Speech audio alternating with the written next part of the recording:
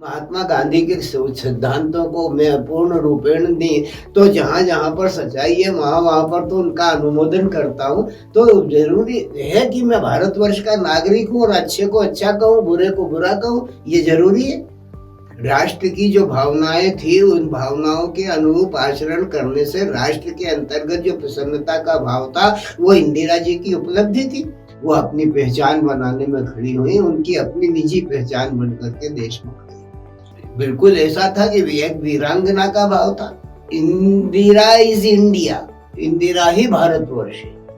नमस्कार, मेरा नाम है कनुप्रिया सत्तन और आप देख रहे हैं राष्ट्रीय जनभावना। आज हमारे पहले पॉडकास्ट में मेरे गेस्ट बहुत स्पेशल हैं, न सिर्फ मेरे लिए बल्कि सभी के लिए। दरअसल मेरे साथ हैं राष्ट्रीय कवि, एक ऐसी शख्सियत जो हनुमान चरित्र पर जब बोलते हैं तो उनकी कथा के दिन को और बढ़ा दिया जाता है। एक ऐसी शख्सियत जिन्होंने अटल बिहारी वाजपेयी के साथ भी मंच साझा किया है और जिन्होंने धर्म पर बहुत कुछ कहा है, जो एक राजनीतिज्ञ भी हैं, जो राजनेता भी हैं, जो गुरु भी हैं, जो शिक्षक भी हैं और साथ ही साथ एक बड़े कवि हैं। और वो आज यहाँ बैठे हैं स्टूडियो में, तो मैं अपने आप को बहुत धन्य महसूस कर रही हूँ क्योंकि अपने इतने साल के मीडिया के करियर में मैंने कई लोगों के इंटरव्यू और पॉडकास्ट किए हैं, लेकिन ये पॉडकास्ट मेरे लिए बेहद खास है, दिल से बहुत जुड़ा हुआ है। आपका बहुत बहुत स्वागत है। और मैं क्या कहूँ आपको, मैं आज बहुत ज्यादा खुश हूँ इस बात को लेकर कि आज हम एक ऐसे प्लेटफॉर्म पर बात कर रहे हैं जहाँ लोग हमारी बातचीत सुनेंगे। लेकिन आज का हमारा विषय है इंदिरा गांधी। 108वीं उनकी जयंती मना रही है कांग्रेस, और अगर हम उनकी बात करें, वो एक ऐसी नेता रही हैं जिन्हें लोगों ने आयरन लेडी भी कहा। वो एक ऐसी नेता रही हैं जो सबसे ज्यादा विवादित है, लोग उनके लिए बुरा भी कहते हैं और अच्छा भी कहते हैं। अगर मैं आपसे पूछूं कि आपकी नजर में क्या है इंदिरा गांधी, तो आप क्या कहेंगे? इंदिरा जी एक ऐसे परिवार में जन्मी थी जिसका प्रजातांत्रिक पद्धतियों से और विचारधाराओं से पूर्ण रूपेण सामंजस्य था। और जीवन में सामंजस्य बनाए रखने वाले जो उपकरण होते हैं, उन उपकरणों की तालीम उन्हें अपने जन्म और संस्कारों से मिली थी। उनके बाबा मोतीलाल नेहरू और उनके पिता जवाहरलाल नेहरू और विभिन्न परिवारों से विभिन्न विचारों के लोगों के बीच में रहने वाले महात्मा गांधी के उस तबके से निकल करके आने वाले लोग उनके परिवार के इर्द गिर्द हमेशा विद्यमान रहते थे। तो विविधता के ज्ञान को प्राप्त करने में इंदिरा जी का बाल्यकाल अपने आप में सफल रहा, क्योंकि एक राजनीतिक परिवार के साथ साथ, एक राष्ट्रीय पहचान के साथ साथ स्वतंत्रता के लिए संघर्ष करने वाले परिवार के नाम पर उनको जो भी यश मिला वो यश परिवार के नाम पर मिला, लेकिन उनके जानकारी, उनके कर्मों ने उन्हें अपने परिवार के यश को और भी आगे ले जाने का काम उनके द्वारा किया गया। वो अपनी पहचान बनाने में खड़ी हुई, उनकी अपनी निजी पहचान बन करके देश में खड़ी। अगर हम बात करते हैं इंदिरा गांधी की, तो सबसे ज्यादा इस वक्त अगर उनके कार्यकाल को याद किया जाता है तो इमरजेंसी की बात की जाती है और उसे काला दिवस के रूप में भी मनाया गया है और उसे कहा गया है कि संविधान की हत्या दिवस के रूप में भी मनाया गया है। तो इसे आप किस तरह से देखते हैं? मनाया जाना चाहिए। इंदिरा जी की जो क्रूरता थी, आपातकाल में भारतीय जनता पार्टी के परिवारों को जो क्षति पहुंची है, अकारण जेल में ठूसे गए हैं जिनका कोई दोष नहीं था, जिन्होंने कोई अपराध नहीं किए थे, जिन्होंने अपने जीवन में केवल राष्ट्र को प्रणाम किया था, राष्ट्रीय भावनाओं को लेकर के चले थे, राजनीतिक विद्वेष को लेकर के ऐसे तमाम लोगों को जेल के अंदर ठूसा गया। उनके परिवारों ने दुख भोगा, उनके परिवार में उनके वृद्ध माता पिताओं की मृत्यु हो गई और वो उनको देख नहीं पाए, मिल नहीं पाए। इस प्रकार की जो अनेक पीड़ाएं थी, बहुत सारे लोगों के सामने धन संकट था, भोजन का संकट था। उन संकटों से जूझने वाले परिवारों को मदद करने के लिए केवल बचे हुए जो लोग थे वही जो कुछ कर पाते थे और उस पीड़ा में जिन लोगों ने अकारण राजनीतिक विद्वेष के कारण जो जेल यातनाएं की, उसका परिणाम आज कांग्रेस को भोगना पड़ रहा है। इंदिरा गांधी की जैसे हमने बात की, हमने उस समय की बात कर रहे हैं, हम जब आपातकाल लगा था और लोगों ने काफी कष्ट सहे, तकलीफें हुई, जिस तरह के निर्णय उस समय इंदिरा गांधी ने लिए, साथ ही साथ उन निर्णयों की भी बात जब होती है, चर्चा होती है, जो उन्होंने, जिसकी वजह से उन्हें आयरन लेडी कहा गया, भारत की एकमात्र महिला प्रधानमंत्री जिन्होंने एक सशक्त भारत की पहली बार तस्वीर सामने दिखाई थी। इस पर क्या कहते हैं आप, और इस पर क्या मानना है आपका? इस देश में 3 गांधी हुए। कितने? 3। एक भी ओरिजिनल मृत्यु को प्राप्त नहीं हुआ। तीनों गांधी मारे गए। बिल्कुल ठीक। आजादी आई 1947 में, 15 अगस्त 1947 को आजादी आई, और 15 अगस्त 47 को आने वाली आजादी इस देश में 5 महीने टिकी। अगस्त, सितंबर, अक्टूबर, नवंबर और दिसंबर। कितने हुए? 5। छठा महीना लगते लगते जनवरी 30 को देश के पहले गांधी के सीने में 3 गोलियां उतार दी गई। महात्मा गांधी की हत्या की गई। आजादी के 1948 को 30 जनवरी 1948 संध्या को 5:17 पर 3 गोलियां महात्मा गांधी के सीने में बो दी। प्रजातंत्र उद्घाटित हो गया। 48 को उल्टा करो, 84 हुआ। 84 में 3 गोलियां जो बोई थी वो 3 के 6 गुना बढ़ करके माता इंदिरा गांधी के सीने में उग आई। तीसरा गांधी बम की चोट पर चढ़ गया। गोलियां धीरे धीरे बम होती चली गई, और ये बम होते चली जाने वाली जो स्थितियां थी उसने देश की धारा को बदल दिया। ये सारे के सारे तीनों गांधियों का अपराध क्या था? ये उसी युग के लोगों की पीड़ा थी या उनकी भावनाओं का हत होना था? पर यह हुआ इस देश में,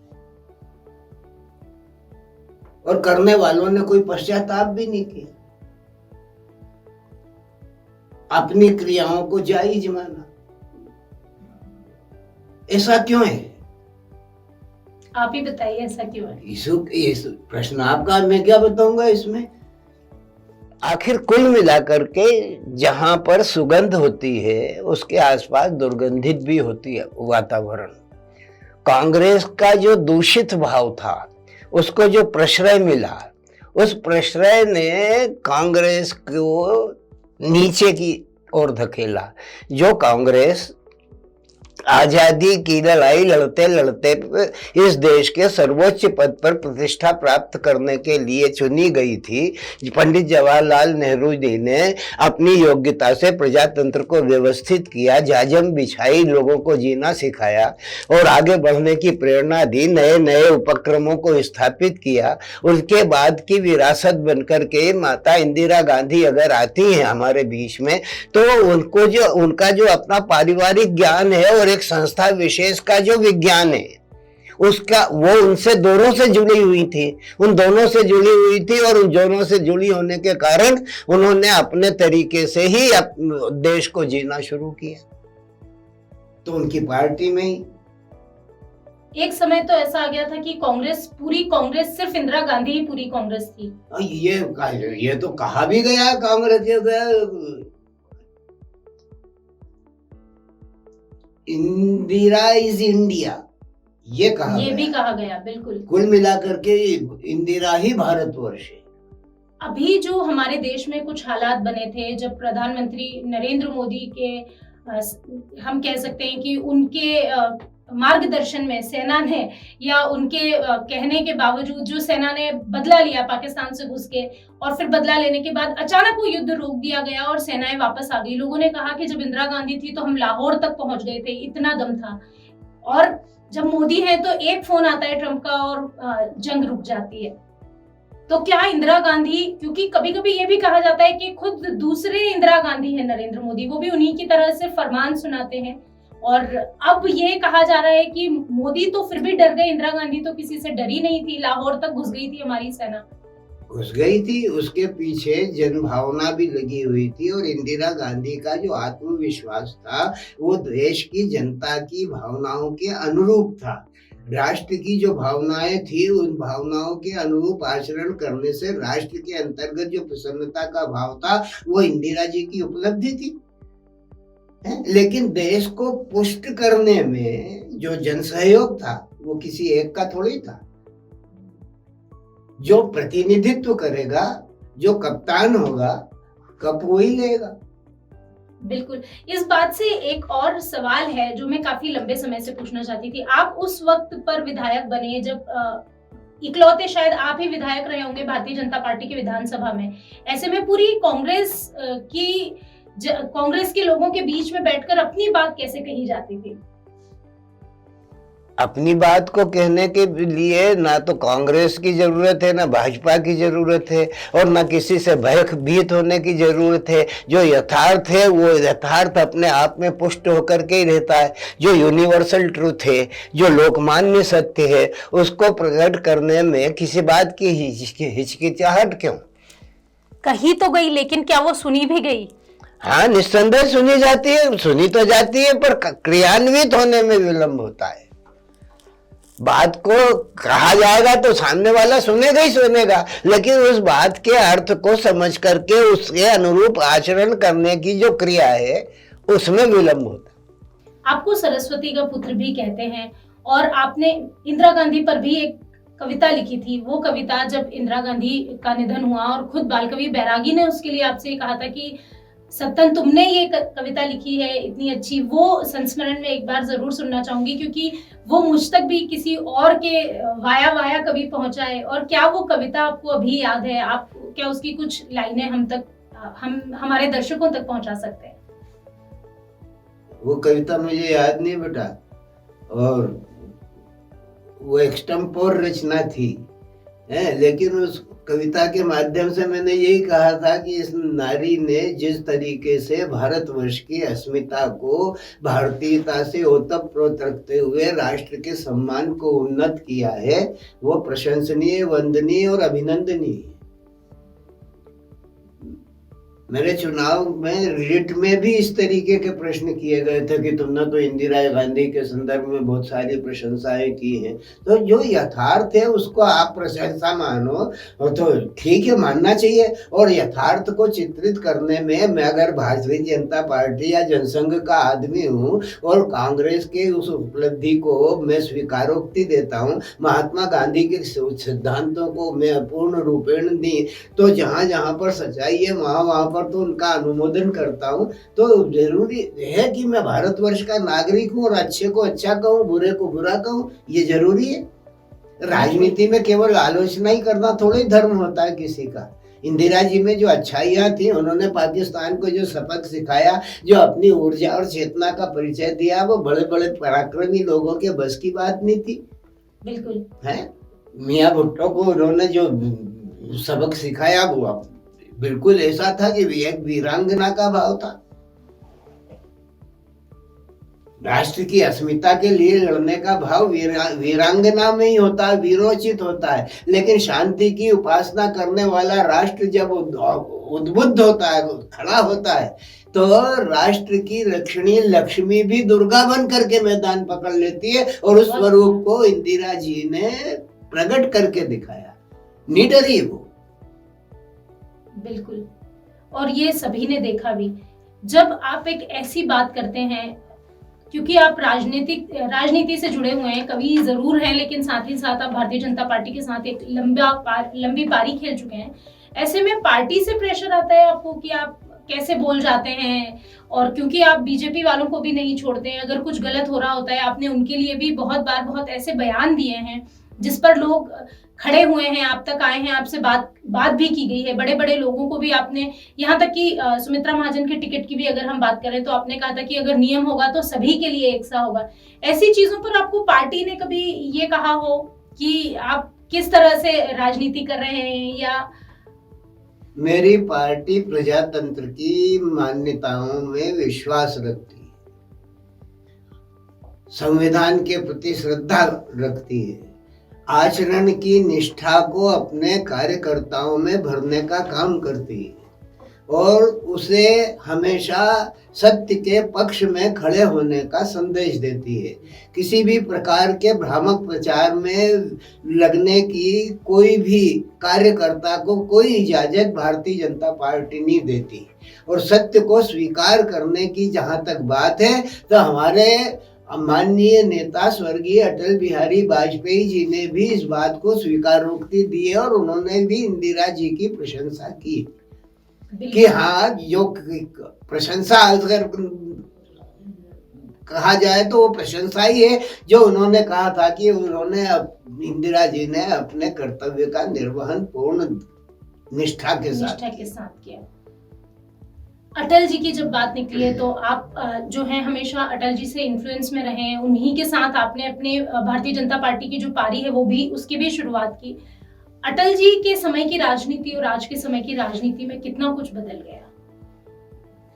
राजनीति तो प्रतिपल परिवर्तनशील है। बदलने के लिए क्या है, व्यवहारों में ही अंतर आता है, शब्दों में अंतर आता है, बोलचाल में अंतर आता है। एक वक्ता अब किस तरीके से अपनी भावनाओं की अभिव्यक्ति करता है, अपने आप को प्रस्तुत करता है, दूसरा वक्ता अपनी भावनाओं को किस तरीके से परिवर्तित करता है। ये जो पारस्परिक शिष्टाचार है उसे राजनीति का नाम दे दिया है। उसमें जो गुत्थम गुत्था होती है, उसके बाद सदन से निकलने के बाद दोनों पक्षी और विपक्षी दोनों एक साथ एक ही टेबल पर बैठ करके चाय पीते हुए नजर आते हैं। ये प्रजातंत्र की सिद्धावस्था है। हम अपने तर्क, हम अपने विचार, अपने सुधार समाज के सामने रखते हैं। हम पारस्परिक वैमनस्य नहीं पालते, लेकिन जो देश हमारे देश को विनष्ट करने की भावना करता है, हमें मिटाने की भावना करता है, हम उसके लिए प्रबल शत्रु की तरह खड़े होते हैं। और इंदिरा जी ने यही करके दिखाया है कि वो जो पाकिस्तान हमारे को चुनौती देता था उसको मुंह की खाना पड़े उसके साथ। बिल्कुल, लेकिन अभी आपने कहा कि हम पारस्परिक वैमनस्यता नहीं रखते। अभी बिहार चुनाव चल रहे हैं, एक दूसरे के लिए किस तरह की भाषाओं का प्रयोग हो रहा है आपने भी सुना। बिहार है, लेकिन अगर हम मध्य प्रदेश चुनाव की बात करें तो अब नेताओं की जो जुबानें है वो फिसलने लगी है, लोग एक दूसरे के निजी जीवन पर कटाक्ष करने लगे हैं। और आपके समय के चुनाव और आज के समय के चुनाव में कितना अंतर है? हमारे समय के चुनाव जो होते थे उसमें किसी प्रकार के ये भौतिक उपकरणों की उपलब्धि नहीं थी। तब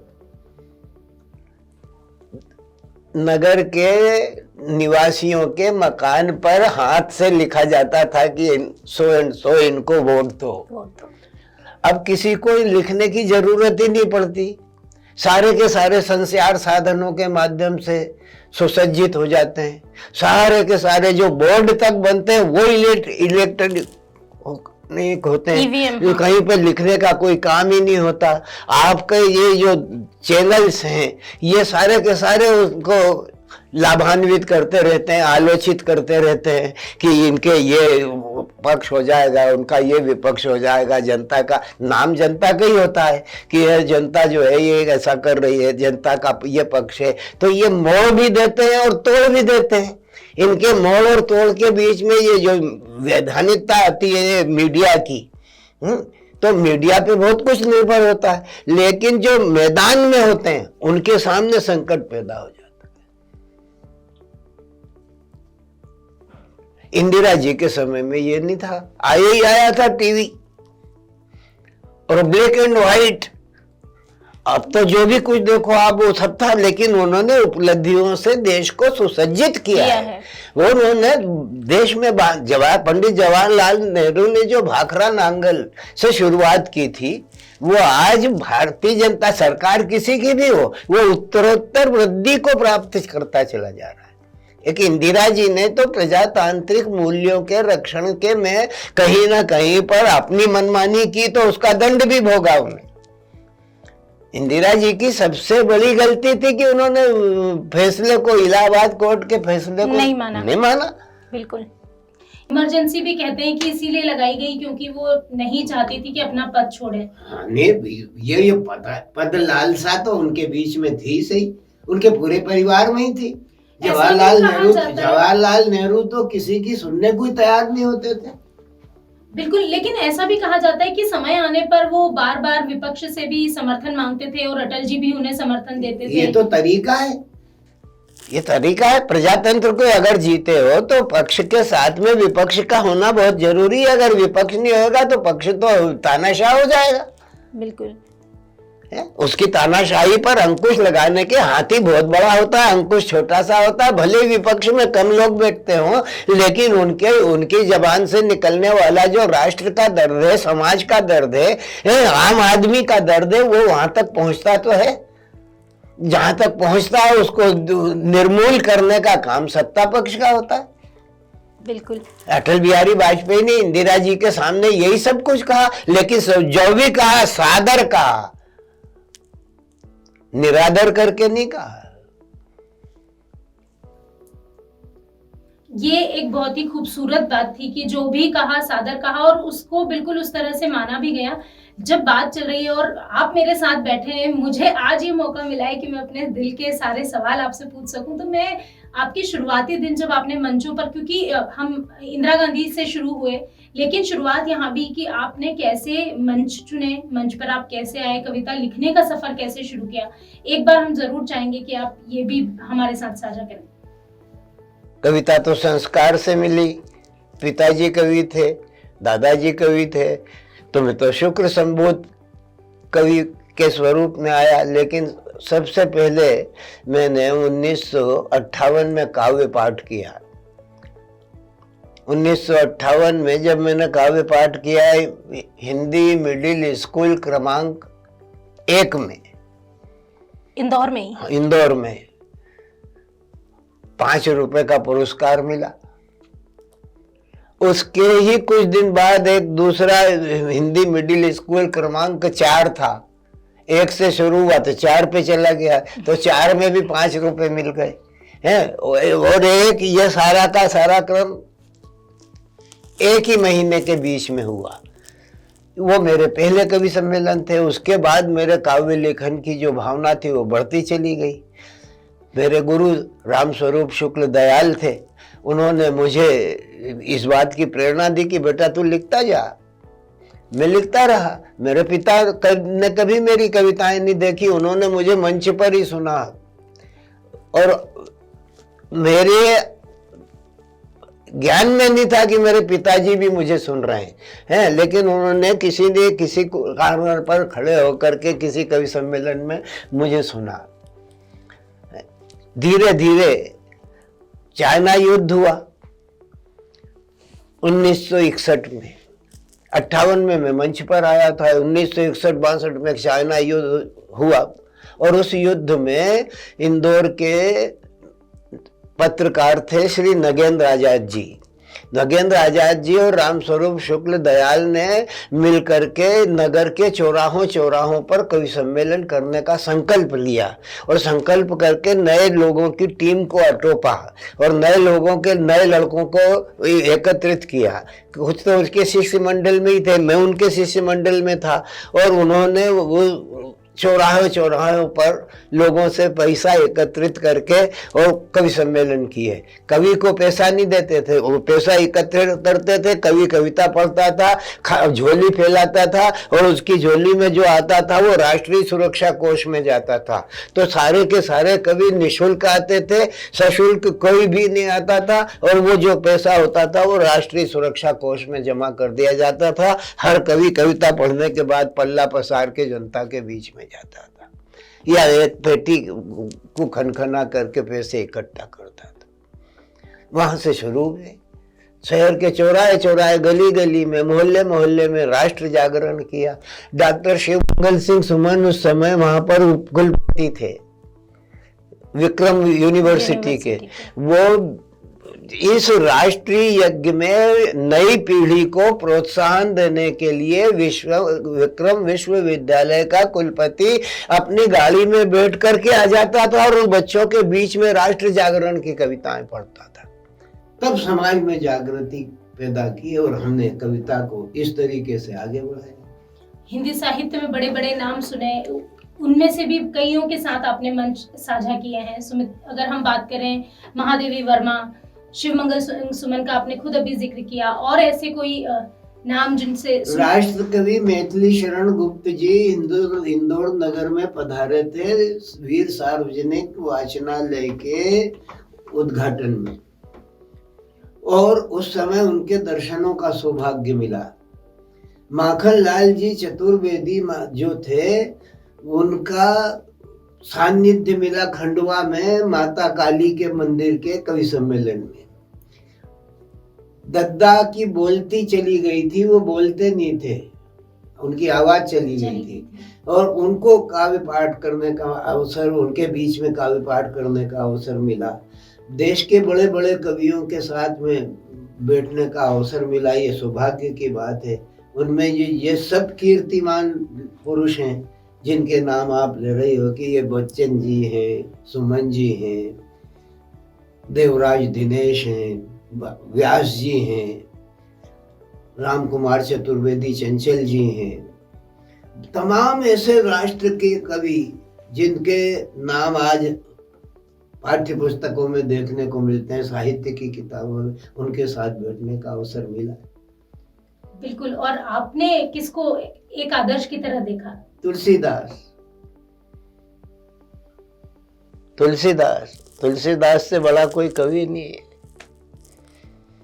और तुलसीदास जी की सबसे बेहतरीन रचना रामचरितमानस, उनकी हर रचना बेहतरीन है। जहाँ पर राम है वहां पर कोई निष्काम कोई जोग नहीं है, बचा ही नहीं बचता। हाँ, राम नाम मणि केसरी कदक कशिप कलिकाल।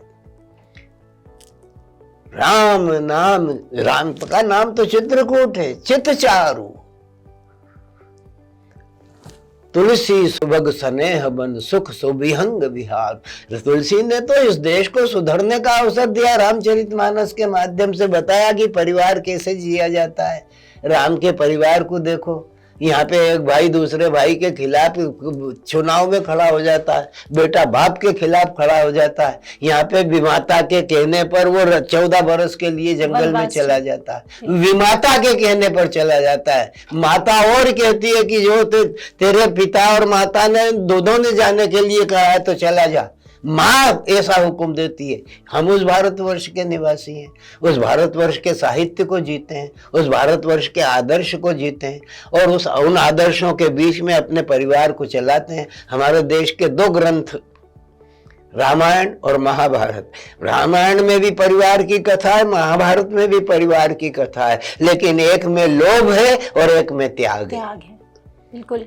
एक तरफ त्याग है, दूसरी तरफ लोभ है। एक सत्ता के लिए मरे जा रहे हैं और एक सत्ता को फुटबॉल बना करके खेल रहे हैं। राम भरत की तरफ फेंक देते हैं लात मार के फुटबॉल राज्य को, और भरत तरफ ठोकर मार के कहता है कि राम जी ये तो आपका ही है। तो राज्य नहीं रह करके फुटबॉल बन जाता है, और यहाँ पर राज्य नहीं रह करके महाभारत में युद्ध का कारण बन जाता है। बिल्कुल। वैसे तो बहुत सवाल है मेरे जहन में, अगर मैं पूछूंगी तो शायद पूरा दिन पूरी रात निकल सकती है, लेकिन एक सवाल है जो बेहद जरूरी है, क्योंकि आप एक राष्ट्र कवि भी हैं, आप एक गुरु भी हैं, आप शिक्षक हैं, आप राजनेता हैं, और साथ ही साथ आप कथावाचक हैं। आप वो व्यक्ति हैं जिन्होंने हनुमंत कथा करनी सबसे पहले शुरू की। इन सारे किरदारों में से वो किरदार कौन सा है जो सत्तन जी को दिल से पसंद है?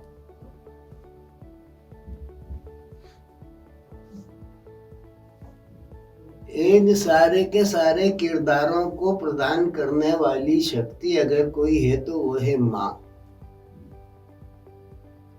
और मेरे जीवन में अगर सुख प्रदायनी अगर कुछ है तो सर्वशक्ति महामाया दिव्य ज्ञान स्वरूपनी वो माँ है। उस माँ के द्वारा ही मनुष्य के अंतर्गत में तमाम शक्तियों का प्रादुर्भाव होता है। और मैं माँ के साथ साथ मातृभूमि की भी वंदना करता हूँ और नमस्ते सदा वत्सले मातृभूमि के भाव को गुजारता हूँ। मैं इस बात की कल्पना करता हूँ कि हे माता, तेरे कार्य के लिए मैं सदा कटिबद्ध होकर के अपने आचरणों को तेरे चरणों में समर्पित करूँगा। तो संसार के शुभ कर्मों को, चाहे आपने इंदिरा जी की बात करी, पंडित जवाहरलाल जी की बात करी, महात्मा गांधी की बात करी, अटल बिहारी वाजपेयी की बात करी, इन सब नेताओं का, इन महापुरुषों का जीवन का एक लक्ष्य मात्र,